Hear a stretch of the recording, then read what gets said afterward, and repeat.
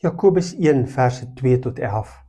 Jakobus moedig ons aan om te volhard, om uit te hou en aan te hou, ten spyte van uitdagings en omstandighede, ten spyte van wat rondom ons aangaan, ten spyte van die goeders en die dinge.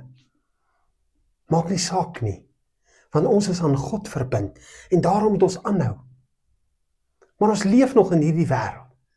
So hy sê as jy die wysheid nodig het om te verstaan wat ek hier moet doen en hoe ek die probleme moet aanspreek, dan bid jy dit van God af.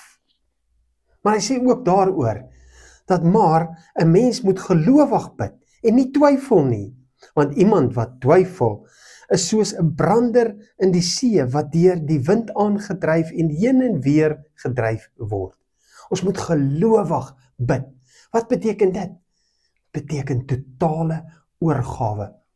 Om letterlik dit waaroor ek bid in die hande van God te sit en dit daar te los en te vertrou dat God die beste oplossing daarvoor het.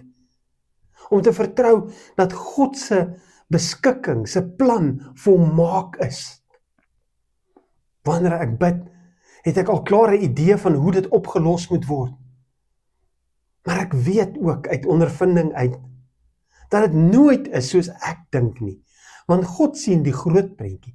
God sien alles. God ken die harte van mense en God sal altyd 'n oplossing gee wat sy koninkryk en sy naam bevorder, wat hom tot eer is en wat sy skepping ophef om die beste te wees wat dit bedoel is om te wees.